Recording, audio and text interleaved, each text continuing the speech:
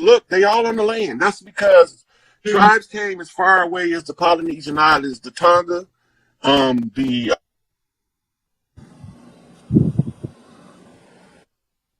islands from Alaska, right? So every tribe sent somebody.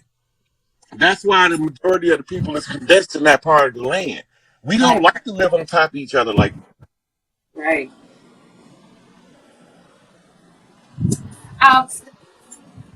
Right. Right. yeah, I had a call. I had a call coming in, but I'm trying to finish this class first. Yeah, but we didn't live like that. So when they all came in, right? All of this made the war contra have to be closed in Florida. The irony of it is the bookman had reached out to me. I didn't know it was him. I couldn't see him unless the priestess who officiated showed me who it was. The priestess who sacrificed live in Florida. The bookman is in Florida, right? I heard you say that. Tucson is making he's closer to Florida than he was born in Chicago, right? Wow. That's crazy because they say Chicago was settled by a Haitian named Jean Baptiste du Sable, right? Which means John the Black Baptist in English.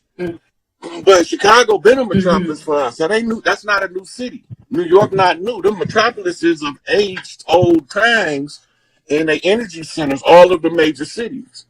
Right?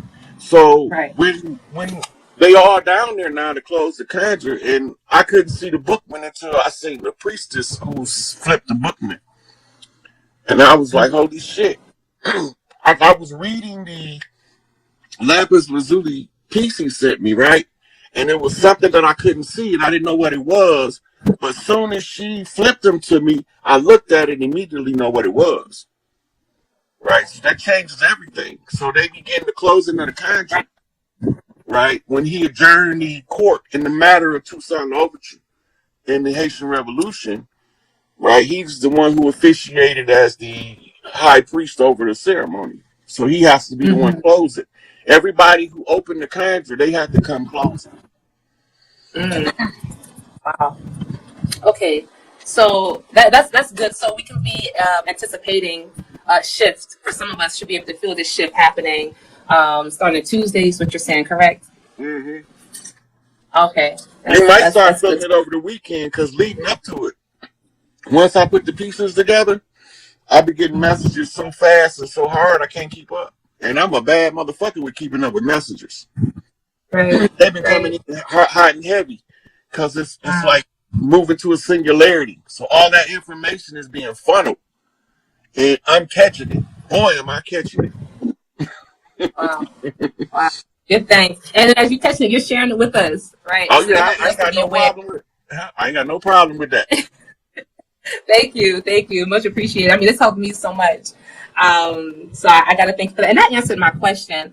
One of my last questions is this thing. So like I said, we're here in Mexico, and I've seen a lot of similarities in the people here, the culture here that I've seen in New Orleans, that I've seen in Atlanta. And one of the ways I'm able to see this is through like the ironworks that's on the doors and on the windows. I have a book here, the Ndinkra Dictionary. I have this book here. And so I've highlighted some of the ones that I've been seeing here in Mexico. And I'm curious if you have any thoughts on what this made, like some of these symbols that we see in masonry, that we can see that in, someone, your auntie's house, your grandmother's house. And what it speaks about the people and how we move. And how the parts of culture have been transmitted throughout the city. I didn't see this in New Jersey, in New York. Yeah. And so I'm just curious, what is that thing by the door and by the windows of this ironworks that I see all over the places I've been around the world? Ogun protection. Anything that's made out of iron is a protection. Is Ogun protecting? And because he's over the iron. And he's the one that come bust that motherfucking sledgehammer upside a hard-headed motherfucker ass like me. Right. Yeah, he the one, when we get out of line and the war is still in place, he is the harsh taskmaster to keep us all on task. And you don't mess with the ones who honor Ogun. Well, really, none of them are reshift. They Right. still honor their ancestors because that's all they is our ancestors. We just reading them as the energy signature that came down through the lineage, right? Right. Right. So when we honor that, we begin to see how to clear up our generational curses. But that's the Ogun. That's Ogun's children that you seeing with all of the ironworks. Okay. Okay. Awesome. Okay. Wonderful. And my second to last question, I promise this is the last one. I have a lot of people who come to us with children with, we talked about speech and talking, and they want to cut their palate. I guess they call it the palate surgery. I'm not sure, but like tongue tie and things like that. I'm curious your thoughts on that in light of how we talked about how we should parent our children. Just a sidebar. If that's something that we should look into so that our children can speak, or that's something that normally goes away, or just your feedback on that would be great. Well, you got different speech impediments. And some of the speech impediments, most of them will fade with what we call basic speech therapy, right? But that's because the English language is so foreign to some of the old souls returning that they have a difficult time enunciating the words. I see. Yeah. We used to speak, when we first started speaking, it went from telepathy as our primary communication tool to the spoken word, right? To use it as an art form. That's what we made. That's why we created written language and spoken language for artistic purposes, like singing, right, and like writing music. Yes. Right. So this is why we created the verbal language, and some of us they can recognize the old tones from like Nuwapic.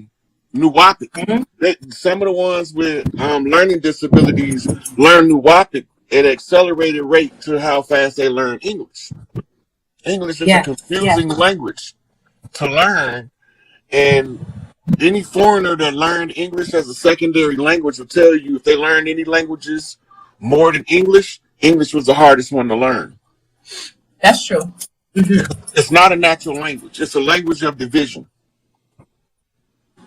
I would agree. In fact, I was talking to the taxi driver today, and we were talking in Spanish. Like, oh, where did you learn? I told him, places I've been, and how you talked about how English is almost. He said it's almost so. It's not smooth. It's jagged.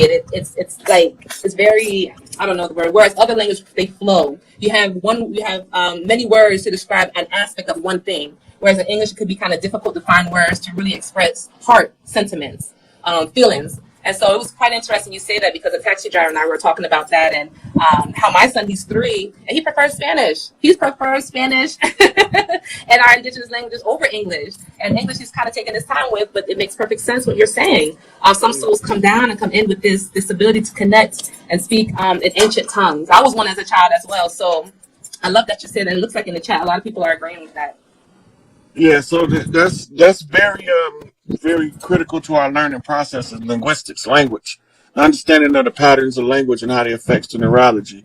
You was looking for a way to describe English with the jagged. That's because it's military, regimented. It's regimented. Right. So, it is a byproduct of causing the languages to be divided. So the only place you find Latin is in legalese, in medical reads. Or if you're doing some old recitation of some Christian book. Right. Them old grimoires. Yeah. Mm-hmm. Grimoire and grammar is the same. I didn't know that. Same word. It's etymologically the same thing. Right. I see what you're saying. It's funny you should say that, because I was given certain etymologies in one of my previous classes and found out that create and sex also crescent and sex also came from the same root word. Mm-hmm. So what else should we actually look for in the actual new world, as far as the educational system? It's 9 areas of people activity, 10, counting health, economics, education, entertainment, labor, law, politics, religion, sex, and war are all going to be retaught. Everything that they taught us under those principles has been to mislead us deliberately with malicious intent. Right. We teaching with the intent to give everybody the opportunity to raise their vibration and their frequency so that they can ascend to the 5D frequency. Everybody think the Earth gonna change. You're gonna still be on 3D Earth. You just gonna be thinking and speaking in 5D. That's gonna be the difference. Wow. So economically, where will we be? Economically, we got the organic people of Earth has seized every central bank on the planet. That's what compelled the Pope to call in all of the Vatican holdings, because we seized the Vatican and Buckingham Palace, and we seized the military industrial complex. That's all our shit now. Now we just got to get in the position to educate the children and let them know what was going on that was turning them against each other. They didn't do that on their own on purpose. Oh yeah. Yeah, the whole system is weaponized against us. The education, entertainment, all of it has been weaponized against us.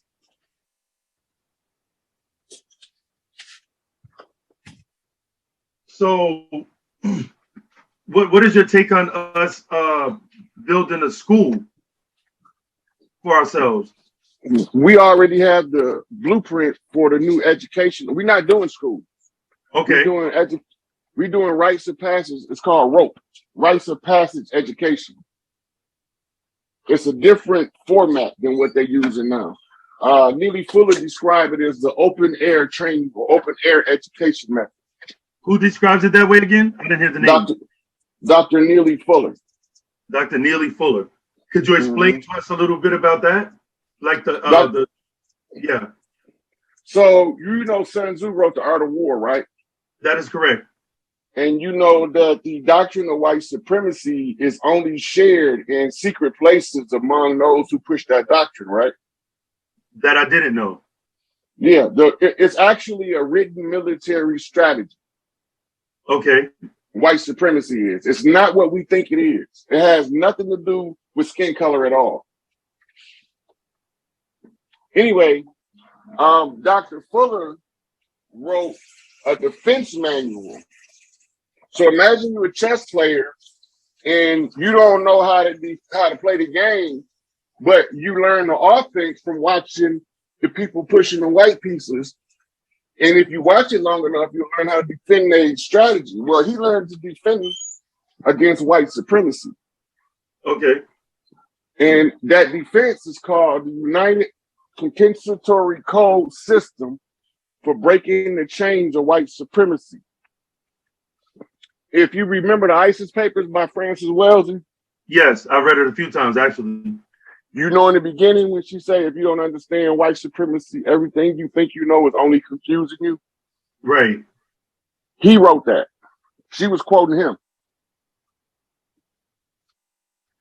And so, from what I understand that you're saying is that white supremacy is actually a military doctrine, but for what cause? Like, what global conquest. Global conquest. It's global conquest and subjugation of the organic people of the planet. Their strategy came from the Anunnaki. Say that again? That strategy comes from the Anunnaki. I was just going to get you to explain, because I've been in a few different dialogues about that. The difference between, I guess, those that have Anunnaki blood and those that are considered to be organic people. Mm-hmm. Well, we all got Anunnaki blood now, but we all got earth blood. But there's some people who will never vibrate on our frequency, and they can't stay here. So where would they go? I don't give a fuck where they go. They can get the fuck out of here. They just can't stay here. We don't care where they go. So can you explain a little bit more in depth about like how you define organic people? Say that again. I didn't hear the question. Explain a little bit more in depth to give us a better understanding of how to basically interpret what is meant by organic people. Organic people, the Anunnaki call us the Earthborn. Okay. And they call themselves the Starborn. They wasn't born. They souls don't originate from Earth. Ours do. The souls in us is like the radiance of the Earth in human form, and we the antibodies of Earth. So anytime Earth is under attack, is a human by a sentient being. The human is the sentient being that is dispatched to defend Earth from the sentient beings that came from somewhere else. Right. We the antibodies. We the T cells. That basically seeks to kill any inorganic thing or some alien. Well, basically how that works in the body is anything that's alien to the body, those particular cells send like messages to the T cells, and then the T cells pretty much go seek it to kill it.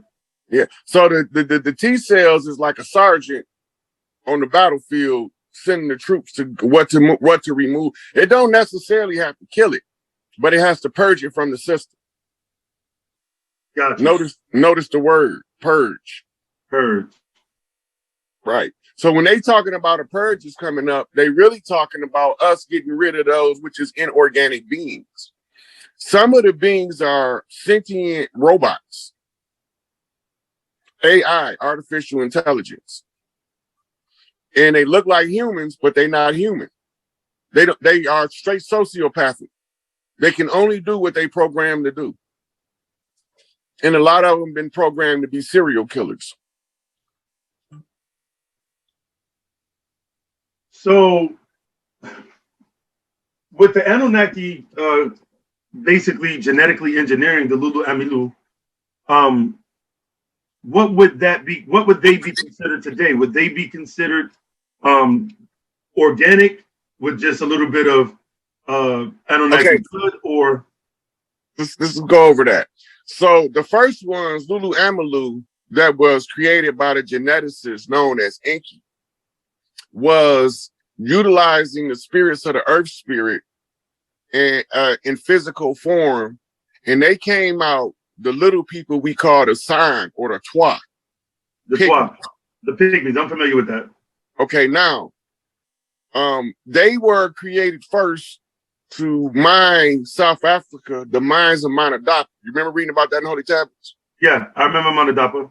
Okay, now that's Enki's land, the Absu. This over here we call the Americas is Tahuti land. And the rest of the earth that's not North and South America is the land of Osset, Isis, or they call her Inanna in Sumerian. Inanna is a title, and many different women in the Sumerian culture held the title at different times. Right. Right. So it's a rank title. It means Queen of Heaven and Earth. It's the same thing that Isis means. Right. Right. And it's also the same reference for Black Madonna. Right. So Black Madonna is Ma and Donna. Ma is the mother. Donna is the daughter. Okay. Yeah. So when the pygmies was created or altered, because they was already here, they just altered the genetic by infusing them with a certain portion of the DNA that teaches them to have reverence for divinity. Right. But divinity is only higher intelligence because it's all mind, and all mind is what creates the matter. Absolutely. So in the beginning was the Word, and the Word was with God, and the Word was God. And the Word is thought, and thought is Thoth. Thoth is the heir to the Earth Kingdom. The king seat of the Earth Kingdom is seat 50 on the Galactic Council. The queen seat of heaven on Earth is Galactic Council seat 40. Right? So the queen mother is always 13, which is the mother of the king. Now, they needed a male child that had mitochondrial birthright and father's rulership right in order to have a competent heir. Right. And the only way he's gonna know who he is through a course of self-discovery, because he has to realize who he is in real life, and then he have to go do work that's gonna prove his validity of who he is. Okay. So in the course of all of this, the pygmies was decommissioned by Enki. They was given, go on about y'all business, live y'all best life. And then Enlil came. He said, y'all still ain't sending us enough gold. Y'all can't stop sending the gold. Enki said, we met the quota. Enlil said, we still need more. They actually eat monoatomic gold, platinum, iridium, radium, and silver. And that's why they can live thousands of years. Because the energy conversion is zero loss. Right? The zero loss means that it's a superconduction taking place. And if you got zero loss of energy, you don't deteriorate. You deteriorate because you lose energy. Right? They call it entropy in science. That's right. And the entropy causes the aging factor to take place, which is artificially incorporated into the human genome. We didn't take physical form on a day-to-day basis. We came in a physical form periodically to perform functions. When they collapsed the fourth dimension into the third dimension, that's where all of the death was created. Because you stuck into what they call a reincarnation loop. Enki don't want his genetic fuck up to be exposed as an inadequate humanoid, right? So between Enki and Ninursin was his son, Ninurtu, who became the chief scientist on Nibiru. Right. And his teacher was a scientist named Nergal. So when Ninursin created another species of human, this is why it's two creations in the Bible. When he created a new species, he fucked up.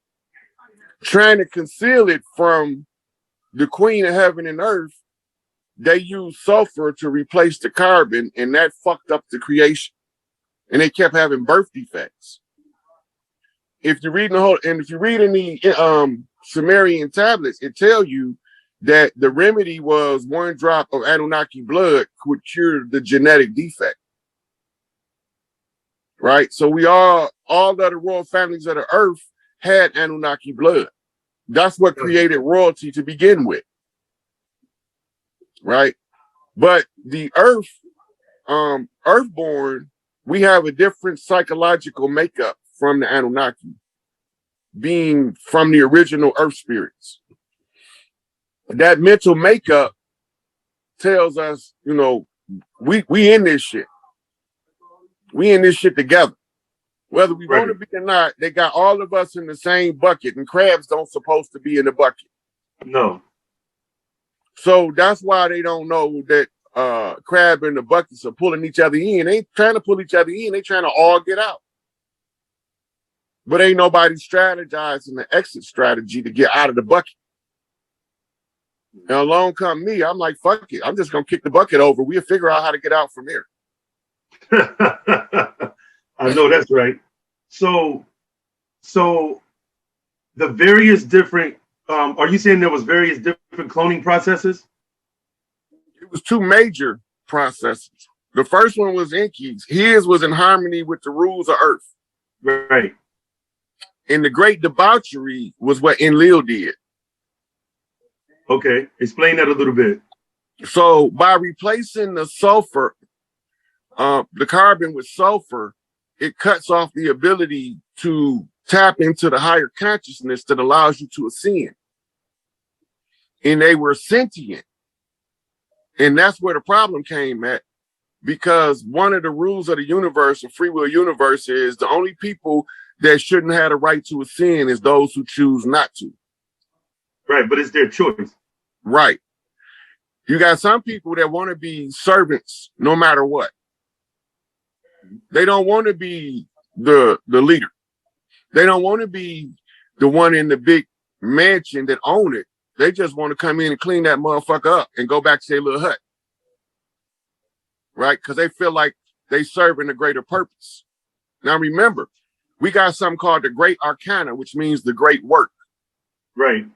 And the great work is codified in something called the Magnum Opus, which is the great book. And the Magnum Opus is broke up into parts and scattered around the world.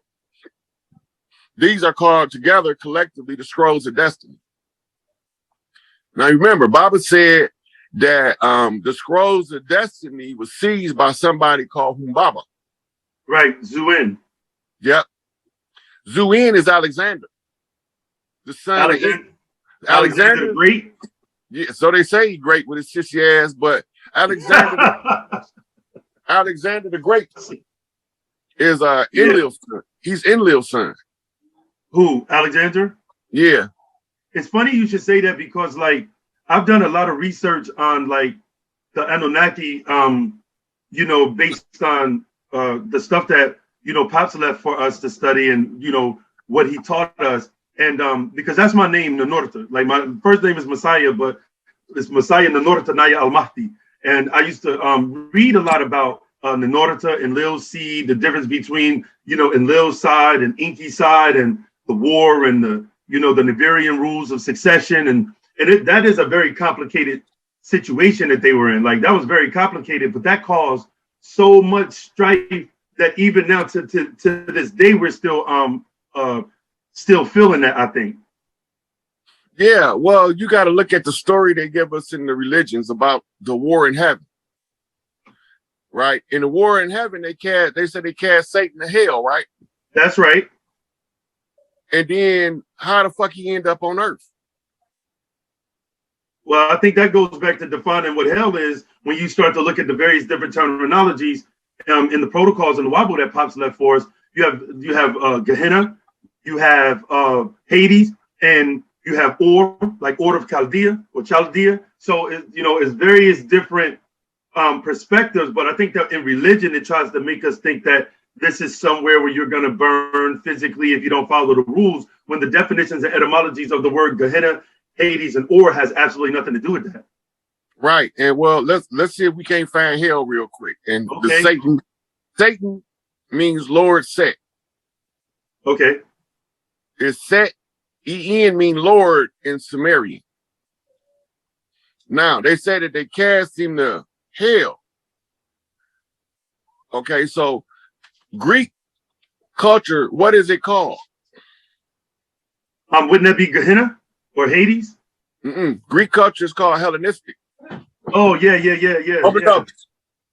I'm thinking about the language of the Bible, but yeah, go ahead. Excuse me 1 second. What's going on? Sorry, 1 second.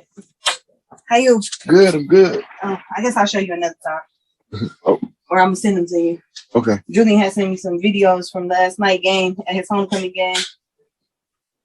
Oh yeah, send me some. Send me some. I'll send them to you. All right. He did the same thing. Okay, so if Greece was a Hellenistic culture, and hell is short for Helen. Right. And Alexander is Enlil's son. Are we making some dots connect right here? We sure are. So as long as we under the rule of Alexander, we are in hell. Because he hijacked the original Greek culture as a Roman infiltrator. The Romans were Etruscans. The Etruscans was nomads. They had no home on earth. Them was Enlil children. We know them in the Arabic language or in Syriac as Arabi, the wanderers. Uh-huh. And that's because they had no homeland. Now Elijah Muhammad he say that Yaqub's grafted death was not native to anywhere on the planet. Everywhere they go, they call Mr. He's talking about Enlil and his children. Jacob is Enlil, the supplanter, the underminer, the one who's trying to replace others. He's looking for a homeland. That's why when they sacked us over here, they also had to sack Africa and they had to sack Europe and Asia. So they controlled all the wars from both sides in order to get to the place where they was in control. Right. And this control system is based off economics. It's funneled to Switzerland, the only neutral country on the planet. The last war that Switzerland had was with the French. And this was when they infiltrated and settled in Switzerland. They came from France to Switzerland, and they don't want to be seen. That's why they say they're from the Amun priesthood or the concealed priesthood. And their problem is with those who come from the Aten priesthood, the ones who is known, the visible God, the one that stands out front and don't give a fuck, Al-Imam, right? So they changed the meaning of shit and they changed the names. Now, Enlil names his kids after Enki kids on earth because that's who he's trying to replace. So when you go back in the Bible, when you look at the lineage of Cain and the lineage of Seth, they all start having the same names for some reason. Right. It's because that's a strategy. It's a military strategy to confuse who's the righteous and who not. And these are the scrolls that tells the story that became religious books. And if they can keep you in a stupor using the religious text, they can tell you the story without ever telling you the truth. You got to figure it out. You're right about that, because they damn sure ain't giving up no factual information. It's just basically the way that the information is outlined. It just keeps people in a state of fundamental misconceptions of reality. Like, so they don't know. They reverse engineered a mental virus, and the mental virus in Dianetics is called an engram. Right, the engram. I studied Dianetics, and then they take you through all of these strategic processes to make you a clear, which means that, according to Dianetics, that they actually say that within inside of the subconscious mind, you have is pretty much your memorization of good and bad. But people in certain environments and certain circumstances takes place with them, and those things become re-stimulators and activate you to behave. They call it behavioral aberrations. Right. And then you know about contagion and aberration. Right. Yeah, I studied that. I studied that for a couple of years, but yeah. Yeah. So the mental dynamic at place here, right? Okay. If I teach you something, if I take the truth and pervert it and then teach it to you as an absolute, the truth part of it gonna make it stick. The aberration is what's gonna come out as a mental disorder or defect. But when you get enough people that follows the aberration becomes an established norm that's not normal. That is correct. And it's funny that you should say that, because after studying Dianetics, that's what led me to actually start teaching on what's called the 3 primary axioms. He says the number 1 dynamic principle of existence is survive. The number 2 dynamic principle of existence is the purpose of the mind is to acquire and apply knowledge related to survival. So how can you realistically solve a problem to continue your survival if all you have is misinformation? Your reasoning becomes superficial. And the way that the master teacher, the way that Pops actually explained it to us, that's the spell. Yeah, Kingu. Kingu. Amam, Kingu, Leviathan. That's all the spell. And then the 3rd axiom was a species remain alive and continue its survival so long as the species remain united. And meaning that basically survival is a collective duty and responsibility of each individual species. And we see it in animal kingdom. And I said even on many of my videos that you never see a lion hunt for food for a jackal. You never see a jackal hunt for food for a zebra. They actually innately know, and we call it instinct of subjectivity because animals have that level of reasoning.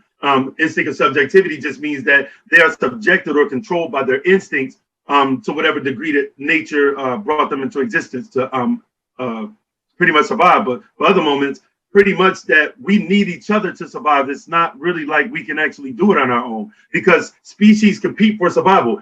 The Chinese people, the African people, if you want to call them African, the Spanish or Hispanic people, we are all competing for the same resources. And it's the resources on the planet that we were supposed to be able to utilize within our prospective geographical locations to basically be able to aid and assist and continue our survival. Absolutely. It also goes to your diet from geography too. See, modern America got diet from all over the world incorporated into the great melting pot. Right. So some people believe everybody's supposed to be vegan. Everybody not supposed to be vegan. They're going to die. You're going to die because his body won't be able to live off the vegetation alone from years of adaptation to eating certain foodstuffs that's not vegetables, right? Some people don't have fish in their diet. Their brain don't work right. They don't get enough of the omegas, 3, 6, and 9 to facilitate the brain function. Right.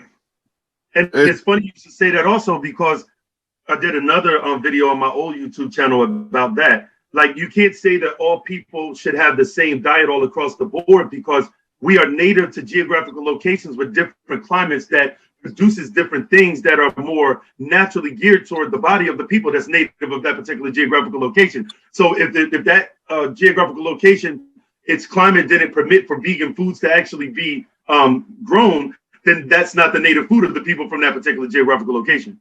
Yeah, like you got deserts that butt up against an ocean or a river or a massive lake, right?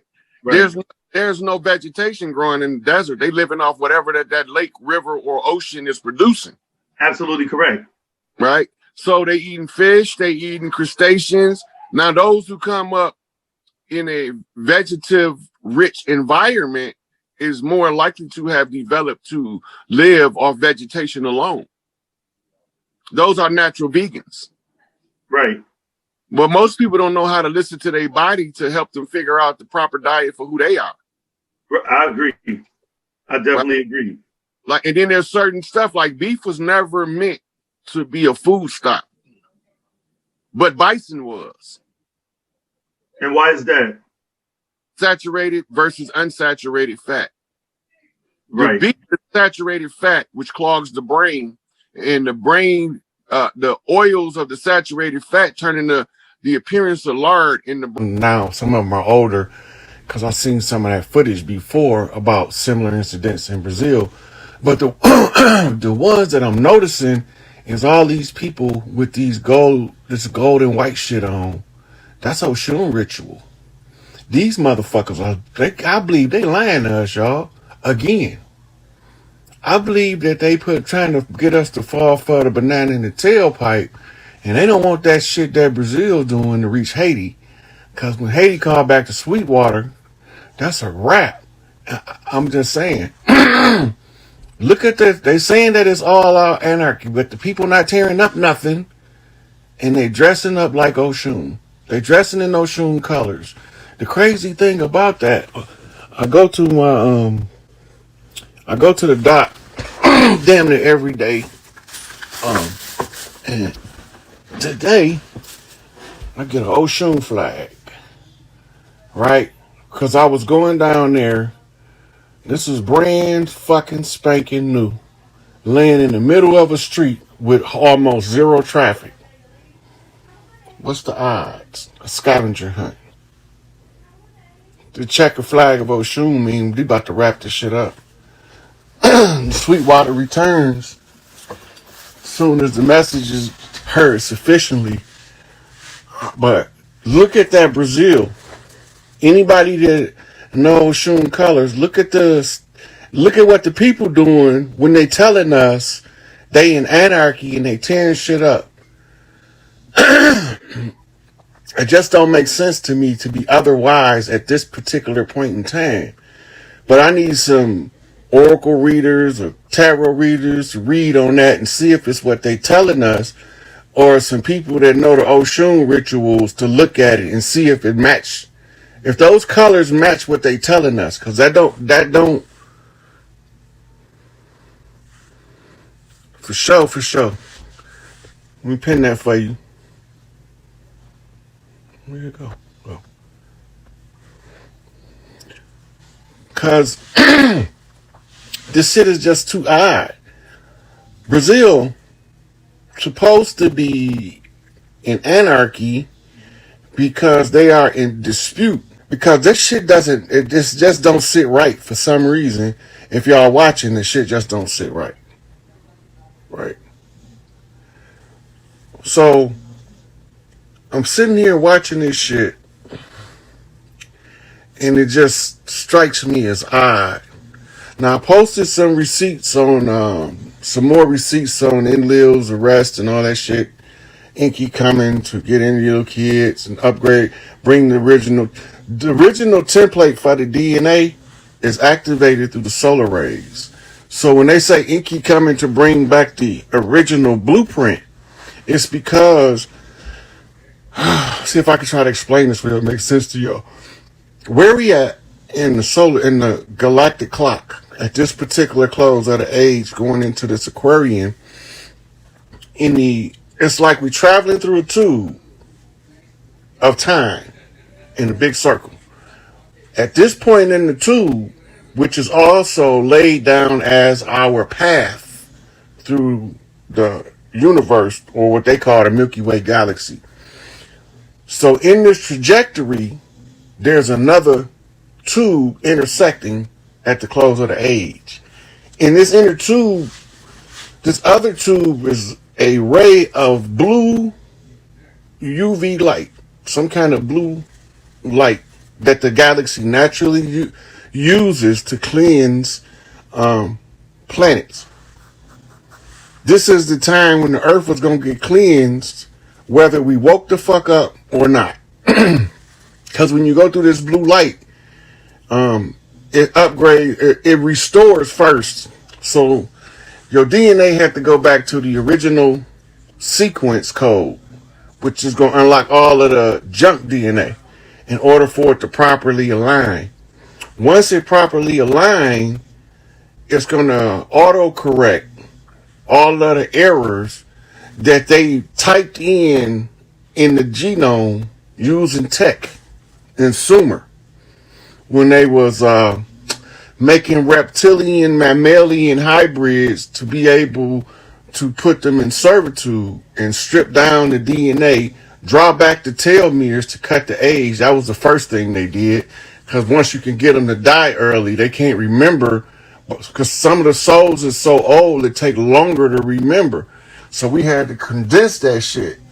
So we had to learn with speed. So they gave us a maxim that became an active energy signature to work by. It says, "Be wise with speed, for a fool at 40 is a fool indeed."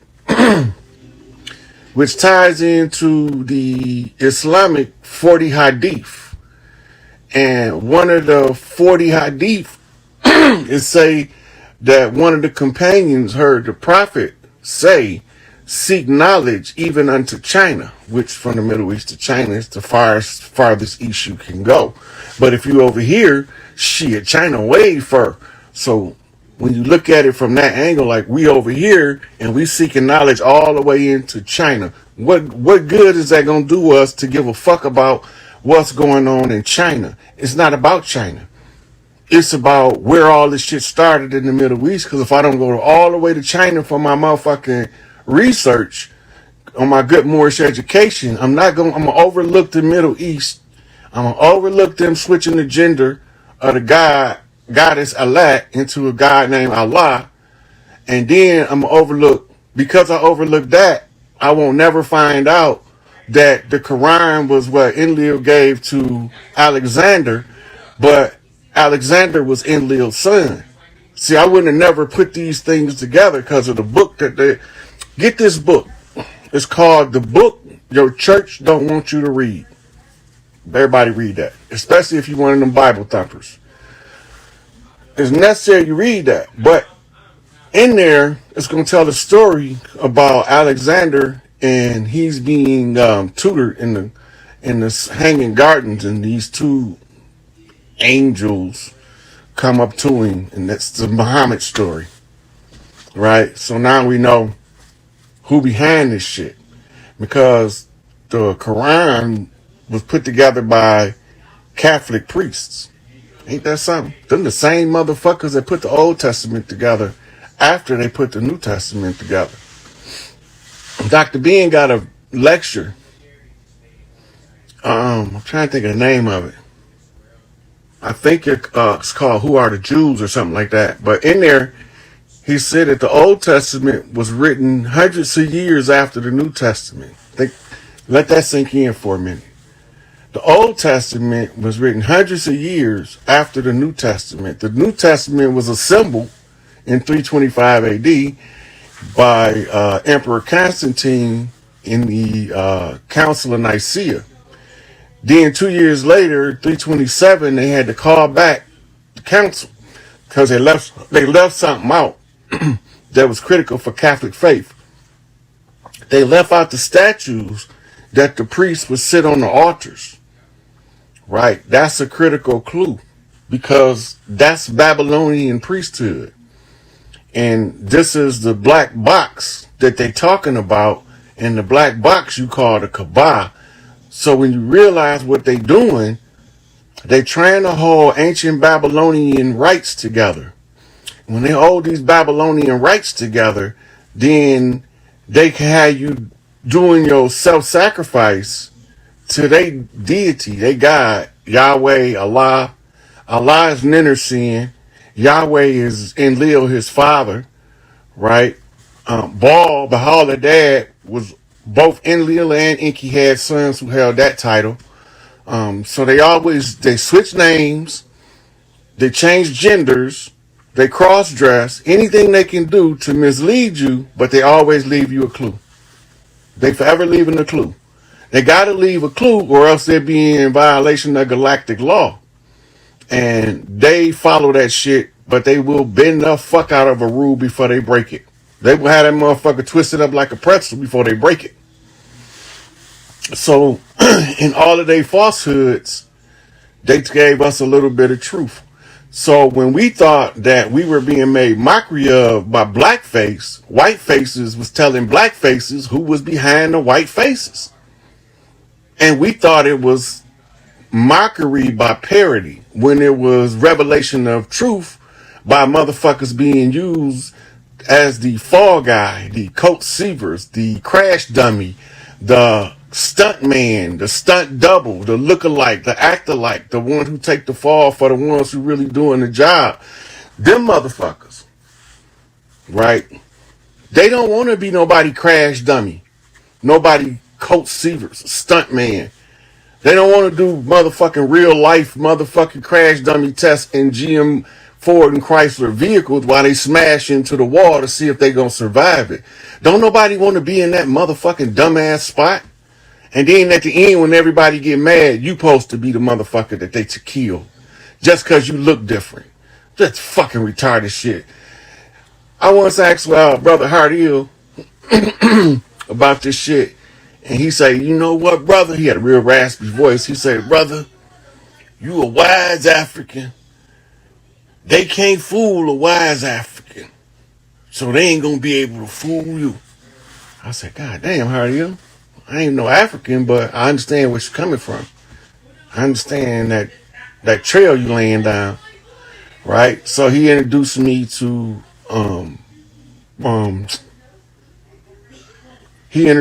Dr. Ben.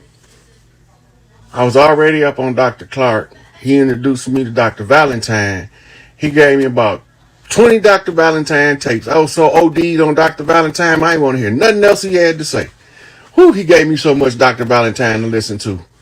But he also gave me books to read by different people too. Hardiel that's a good ass man right there. That's a good, I don't like to say good brother because when them dirty Moors finna come at you for some bullshit, they always say, listen here, good brother, let me holler at you for a minute. As soon as I hear that shit, my motherfucking skin go to crawling. Don't call me fucking good brother.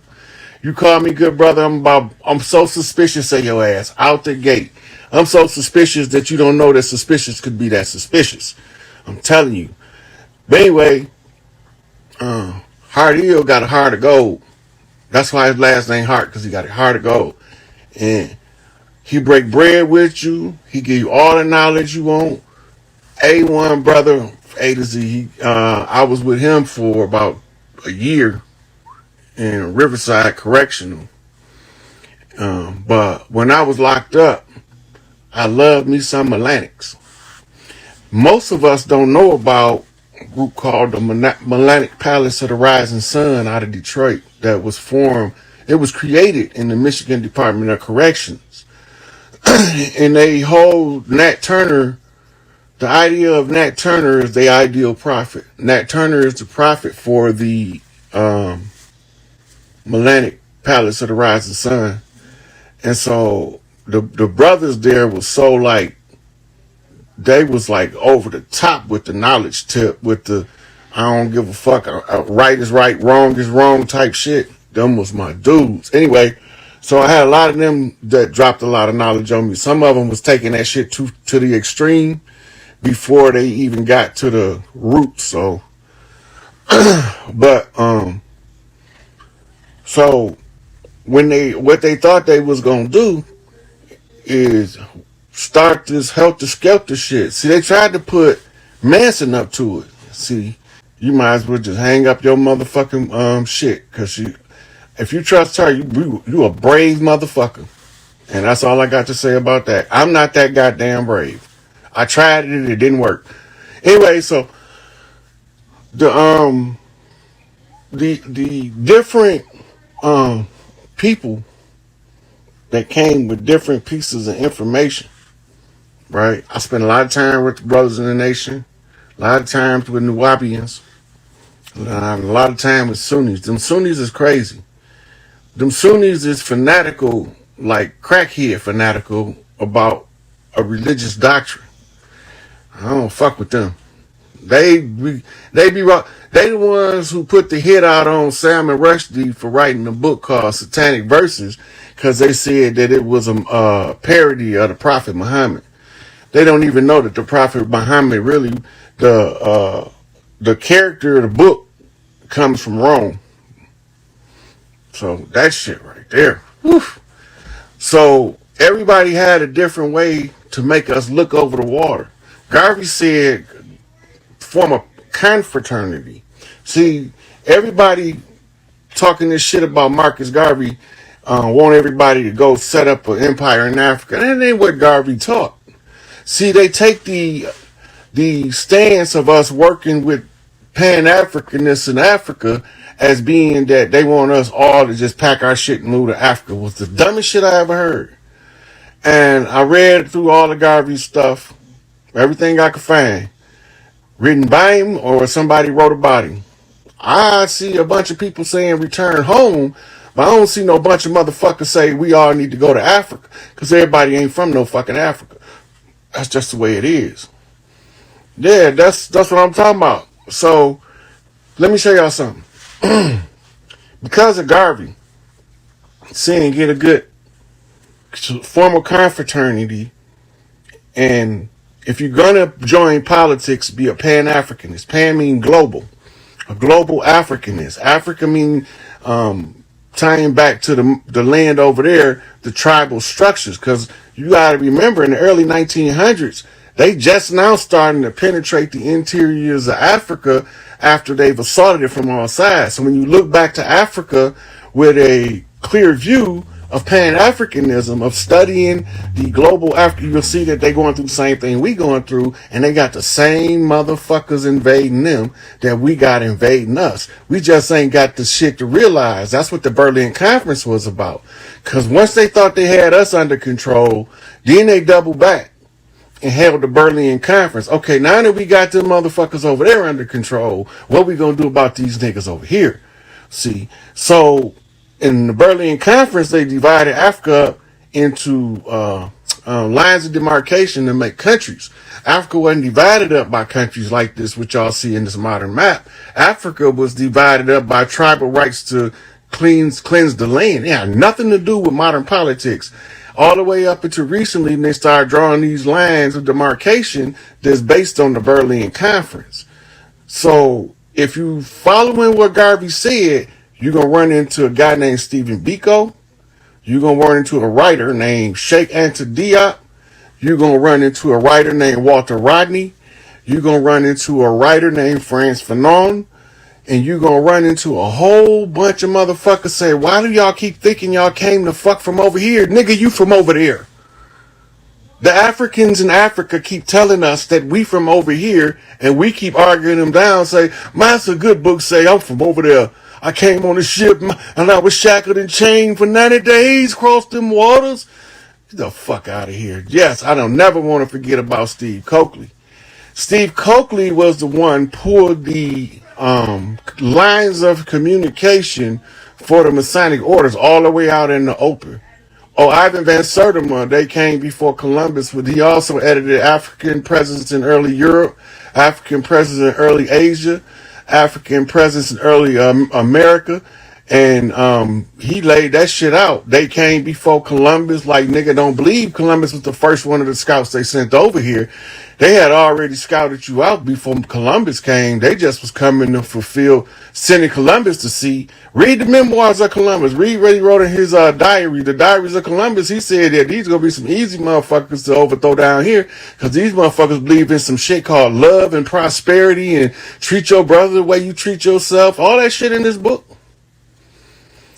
Right, but Steve Coakley didn't understand where the boule was so when he was talking about the boule, he was talking based on French noble standards and French nobility, and the boule would be the commoners who worked throughout the community to relay information back to the crown. That's what he got the term boule for. He called them the black boule because he said they was feeding the information back to the so-called white man. But Steve Coakley never discovered the fact that the goddamn white man ain't even white. He didn't never discover that fact. Because had he discovered that fact, he would have took a 180-degree turn and he'd have seen the real enemy. And then he'd have had a whole bunch of support because he would have seen clearly the devil face to face. And that's when all hands would have been on deck to back Steve Coakley up. And they wouldn't have let him poison him. I didn't know if I was supposed to tell y'all he got poisoned. But he was putting motherfuckers on the trail so thick, right? Because, now remember, Noble Drew Ali said, I took all of the secrets out the secret societies, put it in public domain. All of the fraternal orders come through the Prince Hall schools, except for the ones that's called Red Lodge. Then they spin-offs from the Scottish Rite. Like, so you got two different groups of fraternities and sororities, and sometimes they'll almost have the same call letters and be on the same campus, and you will have one mistaken for the other because they always try to undermine you,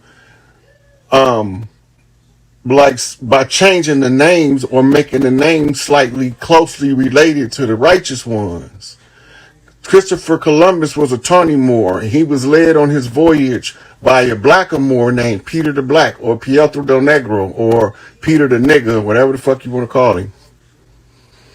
The White Hats is a group of retired military personnel in conjunction with active military generals who discovered the fraud and was more inclined to fight against the machine, so to speak, and then support the oppression of the people they swore to defend and protect. They believed one thing when they was taking their oath, but their corporation was telling them something else. Well, they didn't like that shit, and they got a lot of retired generals is very pissed about the deception, and they got a lot of close comrades to still active duty that was also pissed when they all discovered the fraud. So this is what caused them to come together. And this is how they was able to wrestle control of the military-industrial complex out of the hands of George Herbert Walker Bush and the Prescott family and the Rothschilds, Rockefellers, who was working for the black nobility of Europe in establishing it in order to have a military stronghold over here so that we could never come from under the oppression. But that shit don't work. We ain't that goddamn dumb. And then you fucked around and you let some pale faces that gave a fuck about these brown faces get in positions of power and see what the fuck they was doing. And just like I told y'all, all skin folk ain't kinfolk, but every motherfucker that don't look like you ain't your enemy either, right? They use pale faces to block the institutions of learning, of finance, which is the banks, and for motherfucking social, which is politics, which is your city council, governments, and your school boards. We was all being blocked by pale faces from being able to get into any of those positions. So this is what was the cause of the Ellis Island immigration when they say Europe dumped out everybody they had on their streets and sent them over here because it was a all pink motherfuckers on deck scenario. Everybody that looked like the motherfuckers they blocking the institution.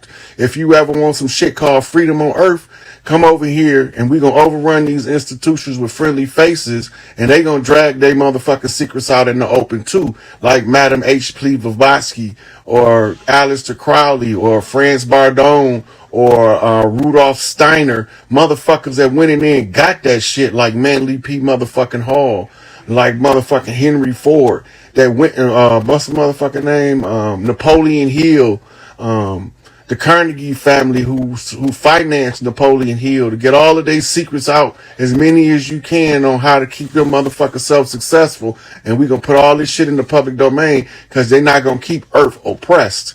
It was a lot of people that didn't look like us that did a lot of work to liberate people that look like us. But it's a lot of people that look like us that did a lot of work to we don't never get free. So y'all gotta realize this shit don't got nothing to do with this right here. Don't have nothing to do with it. This don't have nothing to do with it. It's what's in here. This the shit that matter. What's in this motherfucker? What your heart made of? Y'all sit here, y'all don't realize. Go back and check out every motherfucking slave revolt, rebellion, or insurrection.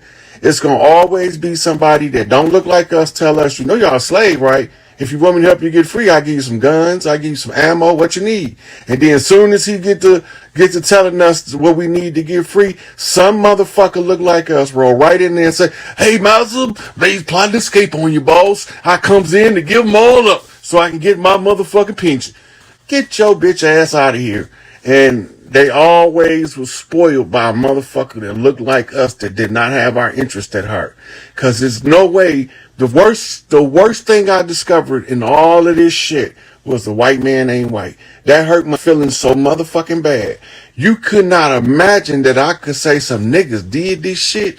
That's the most upsetting thing, to actually run across that shit, cross-reference it multiple times saying I can't be right, but every time you reference that shit and cross-reference it, say, yep, it was the white man ain't white, some niggas was behind it the whole time, and all it is about right now, who gonna see these motherfuckers for what they is? Kanye